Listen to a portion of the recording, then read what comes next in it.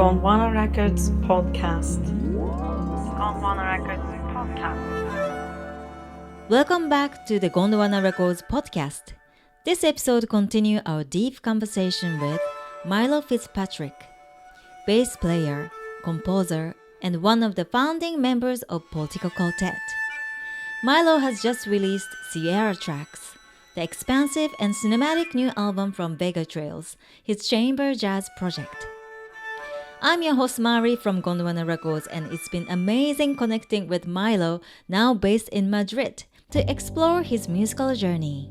In our last episode, he shared stories from his early years, the musical bond with Political Quartet, and the origin of Vega Trails.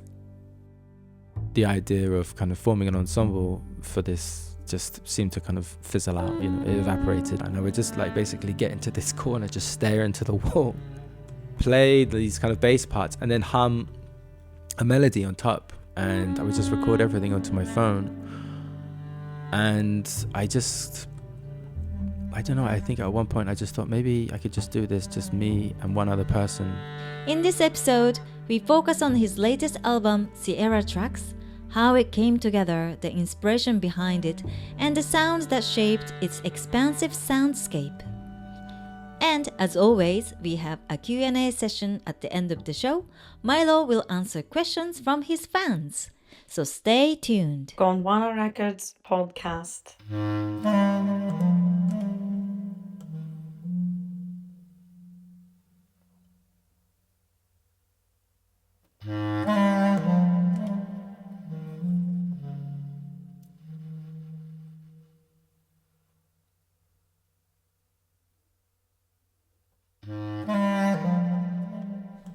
So Sierra Tracks is Vega Trail's second album, and the name Sierra comes from the Sierra de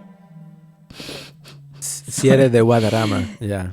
Guadarrama. Say it, please. Guadarrama. It's like the G in Spanish, but in Castellano Spanish is quite soft. In fact, it's kind of not even there. It almost turns into a W. So it's kind of like Guadarrama. Guadarrama Mountain. Sierra de Guadarrama Mountain in Madrid. Yeah. And this was the biggest inspiration for the album. What is this mountain mean to the people who live in the area? Well, the Sierra de Guadarrama is like a line of mountains. Where I live, there is like the King's Palace. There's like an old palace in San Lorenzo del Escorial. There's this palace, and the king built it. I think it was King Philip II. Built it as a summer retreat from the heat in Madrid in the summer. But it's built around like 7 peaks, which are supposed to have some sort of like kind of magnetic energy or something. So it's supposed to have like cosmological kind of power, but I'm not quite aware of it yet. But otherwise, I think most people just find it quite pretty, and they just like spending the weekends up here cycling and running and picnics and things like that. So yeah.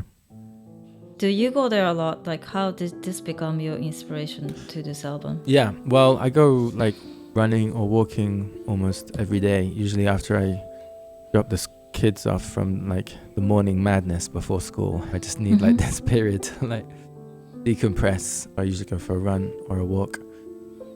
And yeah, I kind of hum and I sing sometimes, and a lot of ideas have come from when I'm just out walking and humming and singing, almost kind of compose in my head as I'm walking around. And I kind of got thinking, like, as I was walking, about ideas of time and how time repeats itself, and especially now, like the kind of crazy state of the world, like this feels like we're kind of just going around in cycles. And at the same time, I had kind of some personal thoughts going on, especially when I just moved here. It was quite a big step for someone. I guess you have had an experience like this where you're finding yourself in a whole new culture and new language, and it puts a lot of focus on you and your kind of like strengths and also weaknesses. And so I was thinking about this a lot and these cyclic kind of thoughts, and it kind of felt almost as if all these kind of like this lattice of paths I was walking around on the mountain kind of felt like I was literally in the thought. I was literally kind of in the neurons of my brain, just walking around and kind of repeating, sometimes walking in circles and thinking in circles. And I kind of started to imagine like, the kind of the map of the paths in the Sierra, like was kind of like a map of like my thoughts in my brain. You know, I kept having this idea that was literally walking through my brain. But at the same time, I think walking and moving and like physical exercise is so good to help your mind find different ways of looking at things, and kind of exercises the process of cyclical thinking, especially if it's at a detriment to your mental health. So I think I found like a lot of solace sometimes. Sometimes I just like to get out and just move and just walk or just run, and I just find that really helps. And through doing this process, music starts to kind of come in. I don't know whether I'm using it as a mechanism to help me through this, or maybe it's like an accompanying kind of entity, its own kind of thing, a little bird following you or something. I find just humming it relaxes me. So I'm the crazy humming man if anyone finds me on the mountain. Yeah, if you live in Madrid and someone's humming, it could be Milo. Yeah. And the first album, Tremors in the Static, had a minimum approach. And now with this new album, it features an expanded lineup. Could you please introduce the main musician for this album, Sierra Tracks? Yes. Once again, I have Jordan taking a lot of the melodic duties on the wind instruments. He plays tenor sax, soprano saxophone, and bass clarinet. There's also Taz Modi on piano. Harriet Riley plays the vibraphone, and Dan C is playing drums. Thank you. It was a really nice surprise because I was thinking it's going to be similar to the first album, you and Jordan Smart. But then when I kept listening to the album, and it's just so incredibly beautiful, and I don't know, it really gave me some happiness of listening to music. So thank you, and congratulations for making such a beautiful album. Yeah, thanks. On the previous episode, we discussed about how the Vega Trails became very minimum approach for the first album. Did you always plan to make the second album with many more musicians, or did it happen spontaneously? The first record, I didn't really intend for it to be just two people in the beginning. Like I had these ideas in my head, but just of the nature of COVID and then just how things kind of like naturally worked out, that was the sound of that record. And I'm really grateful for those limitations. Really kind of shaped it in a specific and interesting way, and it was an interesting experience. But I think many artists or musicians, I think each time you go back in and you want to kind of explore a new idea, a new piece of work, I don't think you can repeat yourself. You can't just do exactly the same thing. And I never think much really good comes out of that, especially in the process. And I think in art and music, it's the process which is so important. I think there has to be a kind of a feeling that there's a challenge and there's a discovery, that there's an unknown, and that you're kind of slightly uncomfortable. And I think that's really important because that allows you to grow. And in that vulnerability of that unknown space, I think an honesty comes out. And so I didn't want to do the same thing. For me, it wouldn't be an honest exploration, it wouldn't be that interesting. And I wanted to kind of like take the same kind of relationship between the bass and the melody, between me and Jordan, and I wanted to expand this, and I wanted to just kind of like give it wings. I wanted it to kind of go from moments where it's really delicate, kind of like the first record, and at other times it just kind of goes completely wide open. And that felt like a new territory for me. I was like, how can I do this? How can I do this in the right way? How can I do this that kind of still gives service to the delicacy and those tiny nuances that I think are still so important, like I was saying before, about making sure the human and the player comes through. But at the same time, just have these moments, when it goes big. And also, I have to say, just for a selfish reason, I just wanted to try something that I hadn't done before. Like, a lot of musicians probably think this. They're probably like, I've thought about doing that. Maybe I should try it on this record. Maybe I should just try it. And I just found myself, just keep going back to the idea of expanding this ensemble, and especially using these grand string textures, just these kind of moments where it kind of feels like it just like leaves the ground and lifts off. And it was daunting, but I think we just about pulled it off. What kind of inspiration shaped this album for you?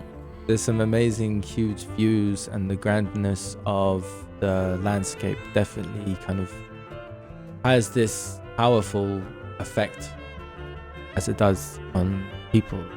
And I think that definitely has shaped this sound and the kind of the breadth of this. But at the same time, I was listening to quite a lot of romantic classical music, which has these very huge emotional waves of strings. I just kind of got really into this idea, especially a huge cello section. I love that in Ralph Vaughan Williams' Fantasia on a Theme by Thomas Tallis, but also stuff like Sibelius, Tchaikovsky stuff. And I got my son The Planets by Gustav Holst for his 7th birthday or something. And he puts it on all the time, and sometimes it's a bit annoying when he puts it on all the time. But sounds familiar. That record just that record just kind of started to get ingrained in my head because it was on all the time. And I was like, this record is so good. This is so good. Obviously the Mars opening theme, but also I love Venus as well. It's such an amazing album. And it was again I think it was just a place I hadn't really explored before. I think I was always kind of scared of classical music, or I just didn't understand it. And that was the same with jazz. Before I kind of ended up just finding myself in situations where I had to learn jazz music to play in the bands. I still didn't understand it when I first started playing it, but over listening many years, it started to feel not so scary, to the point that you can start to kind of make it your own a little bit. And I think maybe I'm starting to do that with classical music. I find it quite daunting what's going on, but at the same time, because it's this unknown, slightly scary place, I'm really, really drawn to it. And I think I just wanted to try a couple of those colors and those brush strokes in my own music, just see what happens.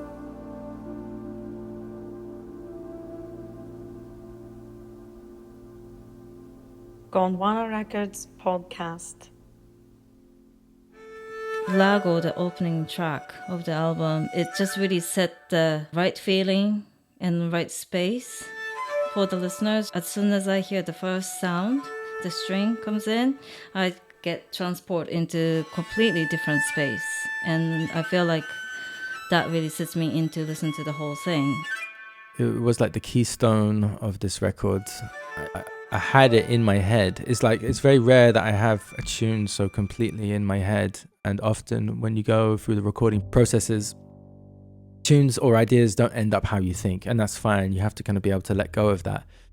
But this one actually did seem to stick to the plan. And that's quite a rare thing. So I had it in my head for quite a while. The piece kind of moves quite a lot in different shapes, but it seemed to be just sticking in my head. So I was like, okay, I'm going to really try and record this. And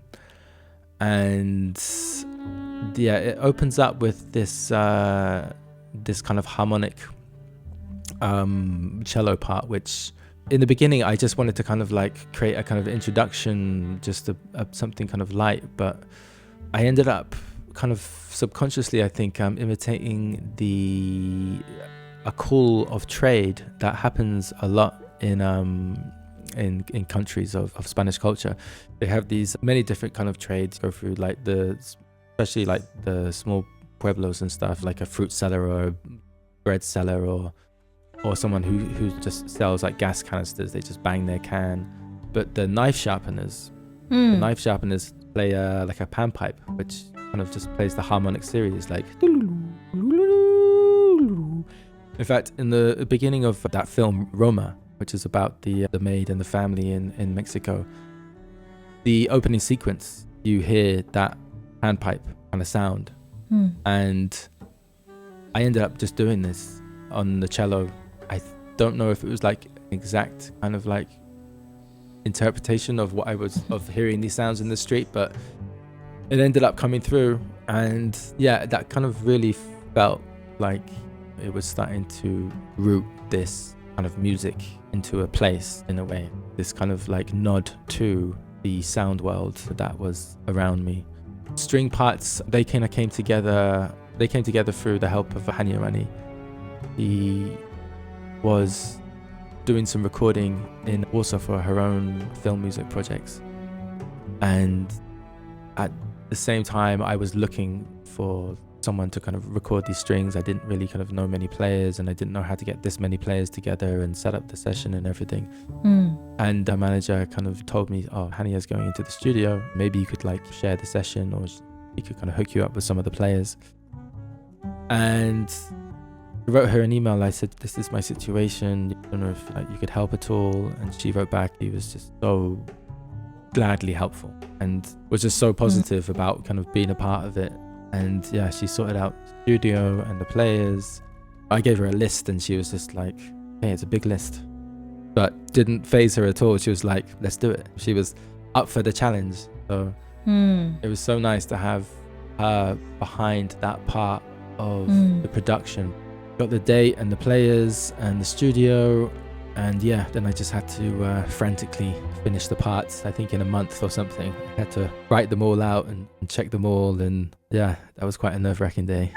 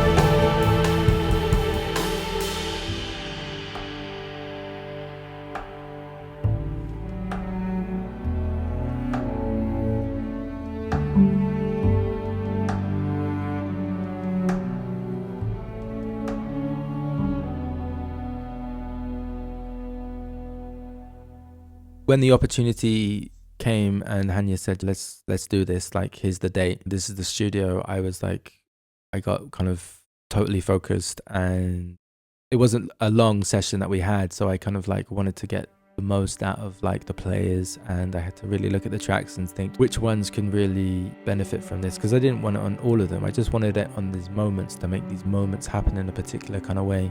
And yeah, I mean, some pieces, there was one piece that like didn't quite work, and then there's another piece which came together maybe a couple of days before I went out. I was just humming this thing, and I just kind of quickly kind of wrote it down and we scored it up. And on the day I was like, oh, I got this one other piece. Everyone was really tired and kind of like they'd had a long session, and I said, there's one other piece, it's quite easy, like I can conduct you through it, because it was kind of like quite a hard piece to keep the time. I hadn't actually ever done any conducting, but I'd been kind of like watching YouTube videos and trying to learn how to conduct and how to try to learn how to just communicate with a larger ensemble. And this piece, yeah, it was kind of just came together. In fact, we just used the first take. They just got it straight away. It was a track called Reverie, the very kind of dreamy like piece that kind of comes in and comes out, and I think maybe it's one of my favorite pieces on the record.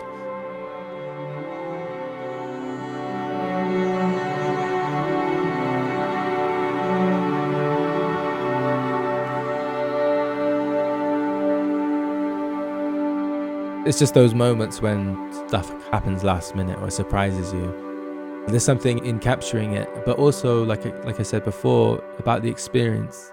Experience is exciting. Often the artifact or the product, end result, is also exciting.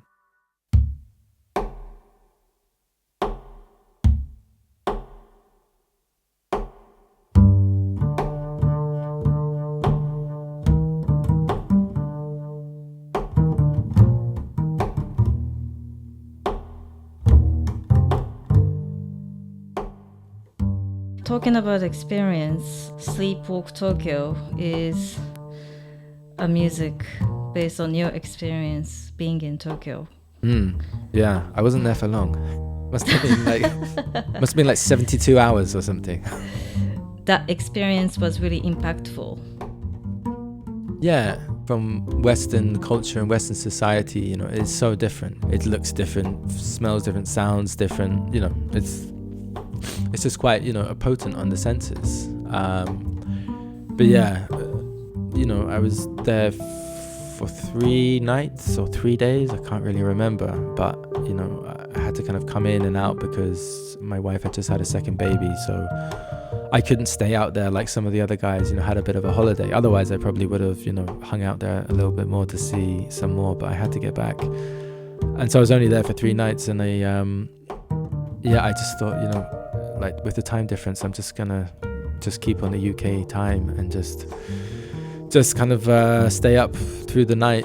And so I only saw one side of Tokyo, the Shibuya district. So I can't say I've seen a whole lot, but in that tiny amount of time, in the little distance I covered, and just by darkness, it just seems to kind of keep giving in my memory. It seems to kind of keep coming back. Maybe it was kind of because it was like a dream or something. It was quite surreal. It just keeps coming back. It's almost like a dream, a really vivid dream that you remember, and it just stays with you. So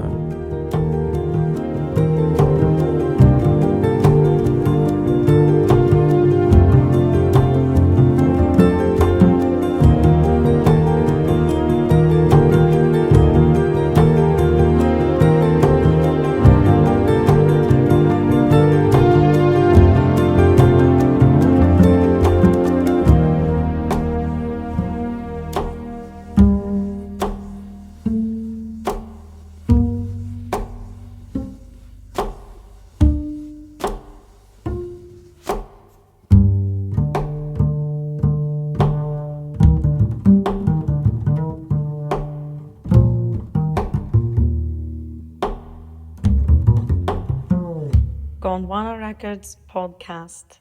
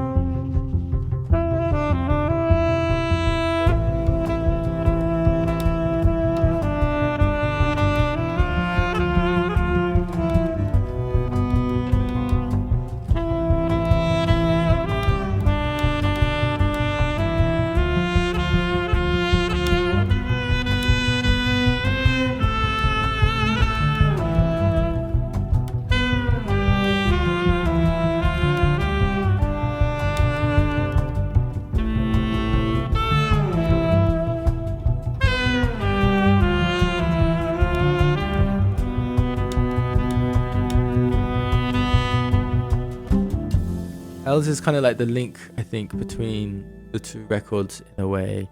I think you could have almost stuck it on the end of first record. Could have been maybe just that one record where like the palette expands a little bit. But I say it's kind of linked because the writing style quite similar. The way I started the piece was quite similar to the track Epic Dream from the first record, kind of syncopating bass line and this kind of floaty, slightly melancholic, I don't know, a melody on the top. And yeah, I think I had like the first two parts to it, like the A and B section, and it felt pretty good. But it just wasn't quite working. The energy wasn't quite kind of flowing through that middle section. And this was kind of quite late in the production of the record. We had the mixing kind of booked in, and I felt like this tune wasn't quite ready. I didn't have enough time to find someone to play on it because I didn't want like a sax solo again. I didn't want to do that again because I thought it was just a bit too repetitive. So I ended up digging out my cello and experimenting over the top and trying to find just kind of interesting kind of textures, sliding around and using the bow in different ways, getting harmonics again. And it felt really good. Like it took me a couple of days to get sound out of it again, but it felt good. And then I thought actually I'll kind of like play on top of the melody as well, or play under it, should I say. And that kind of like gave a little bit more weight and urgency to the main melody. And then I felt actually this cello feels quite good, and I started to use it on a number of other tracks just to have moments where it was like another kind of lead, or kind of lead voice, should I say, but it was still my kind of voice, and that felt quite exciting and liberating. I tried it on some tracks, some it worked and some it didn't, so just got to experiment with these things. You hadn't been playing cello for a very long time, right? No, I hadn't been playing cello, but I mean, I've been doing quite a lot of bowing on the double bass, and it's kind of the same. Well, I guess the right hand holding the bow is the same, but then the cello bow is a lot lighter, and the left hand is very different on the cello. The intervals between the strings are in fifths instead of fourths, and so your spacing has to change, and you have to kind of like change that in your mind. But it came back to me eventually. Like I think the last time I played it was probably when I was 16 or 15 or something. Wow. And I wish I hadn't given it up. I wish I kept playing it, but now doing this, it makes me want to get it out more.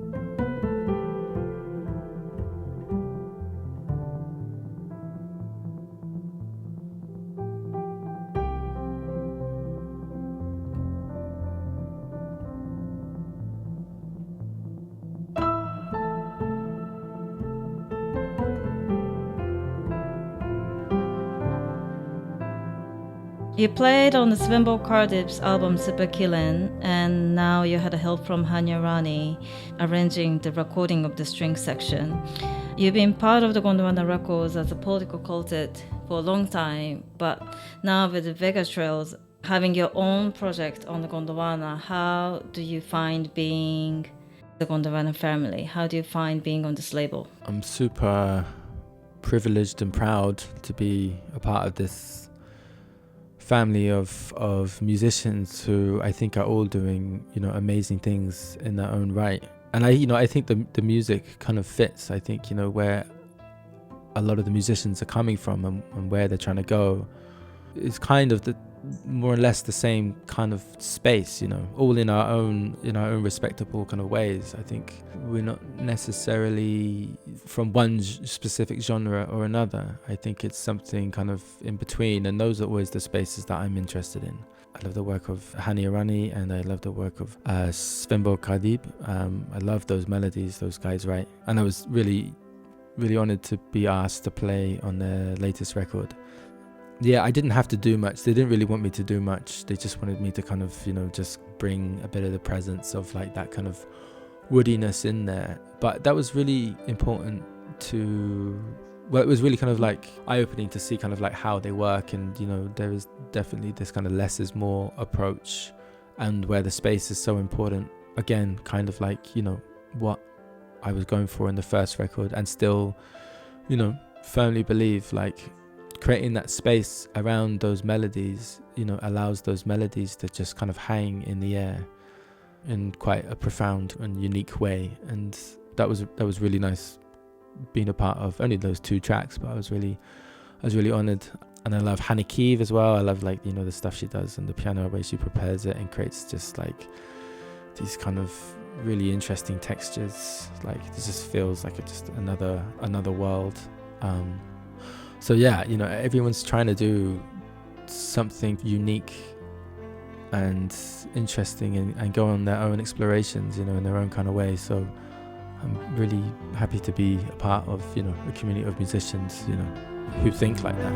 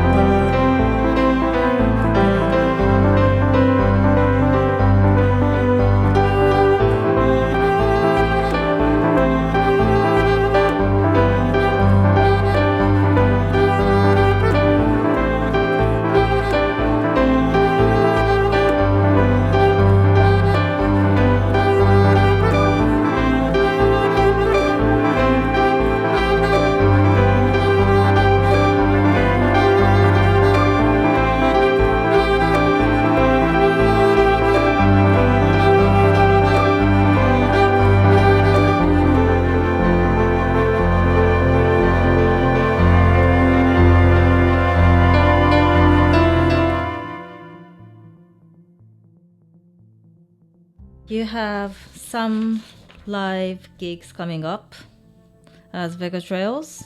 You're performing as part of Gondwana Presents at the Philharmonic on the 19th of April, playing at the ICA in London on the 23rd of April with string section also. And you have Netherlands, Poland, Denmark coming up.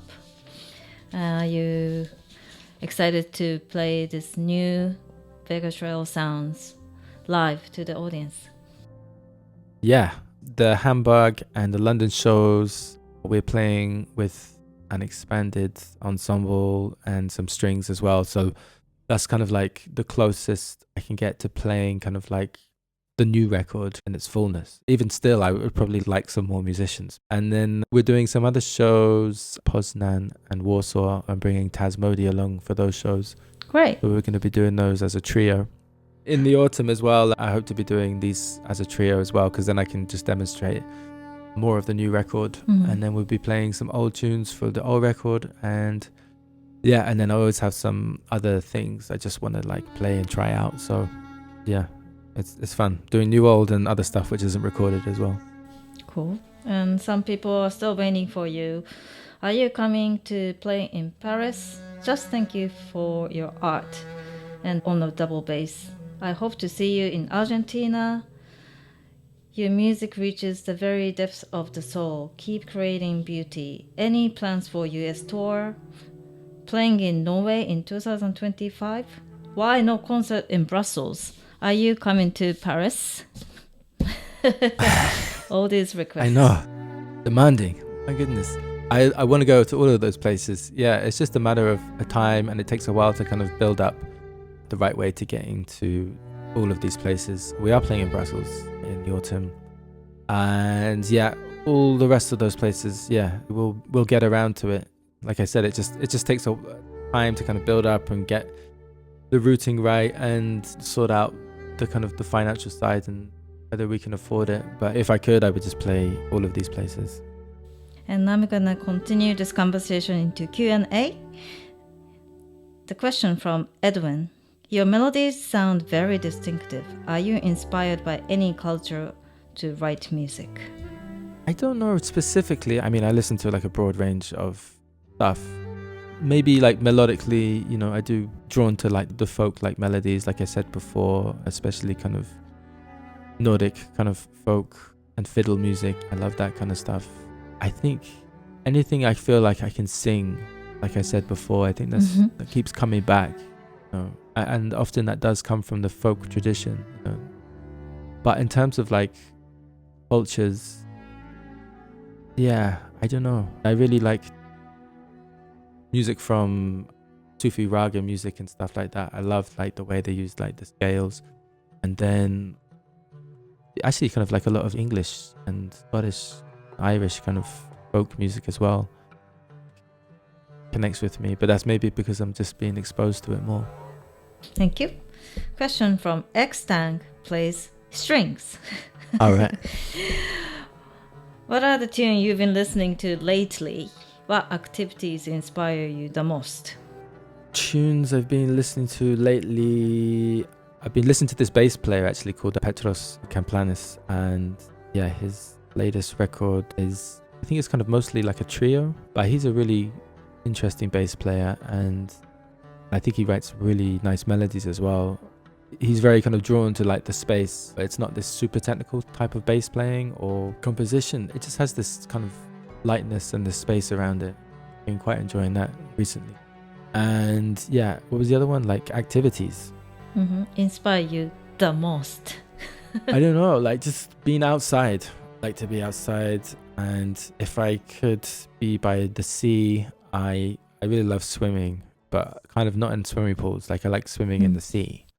So that's why I really do like that. Otherwise, I'm pretty happy just going running or walking, just being outside.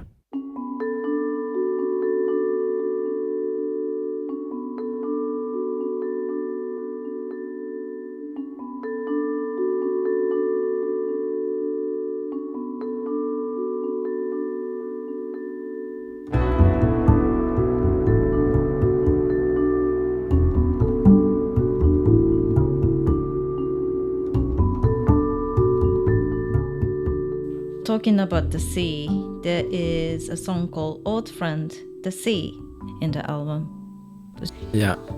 I grew up in Southampton, which is on the coast, and my family we used to go like sailing quite a lot. We used to have, a boat and a sailing club. It wasn't, very posh or anything. It was just kind of like a small sailing club. And then my brothers surf a lot, and I really enjoy to surf as well when I can, but being in the middle of central Spain, not much opportunity to do that. So when I do go to the coast, I get quite emotional even just speaking about it. But when I see the ocean, I just feel like it's like an old friend or an old family member or something like this. And I just want to dive into it. So and it keeps coming back in my dreams as well, but it's always like purple. or pinkish. I don't know what that means. I have to find out. Interesting. Anything else you miss from England? Now you're in Spain. Kind of like the classic things like Marmite and tea. And yeah, whenever I go back, I always like to get like an English like ale or even just a Guinness, like a pint of Guinness is quite nice. But really, it's friends and family, and I do miss that, like those close friends. Yeah. Thank you. The last question is from Bruno Proce. Hello, I love the new music. How can I get the sheet music? Hugs from Brazil. Yeah, I'll have to look into that. The sheet music, well, I have the strings parts written out, so maybe I could... And I have some of the piano parts written out as well. Yeah, maybe one day I'll compile this together. I've never annotated my bass parts. Kind of scares me the thought. But yeah, maybe one day I'll get it together, and maybe like album 3, if I get to do another one, I'll just compile like maybe like renditions for like an instrument, like just the guitar or just the piano or something. Or maybe I just give like the full scores. I don't know. I'll look into it. Yes, Milo's gonna look into it. New project for Milo. So You don't have sheet music for your part? Is that what it is? I don't know. I prefer not to read music when I'm playing. I prefer to just use my ears. And you remember every single song? Yeah, a lot of artists do that. Like you just... Because it's your music, I think for you, in many ways, it's the easiest. I think for everyone else who's playing your music, sometimes it's kind of hard for them. Yeah. So, yeah. But if we can get it to a point where everyone's just using their ears, then that's the best. Okay.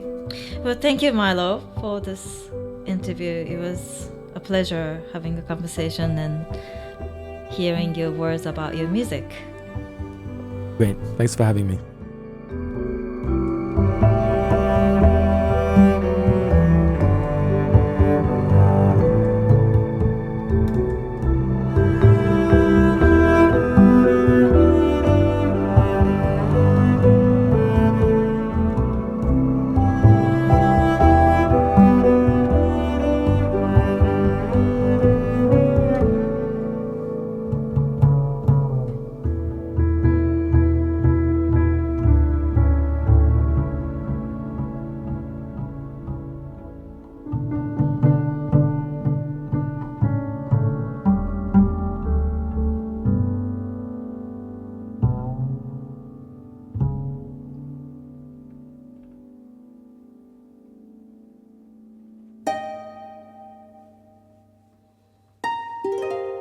Gondwana Records podcast.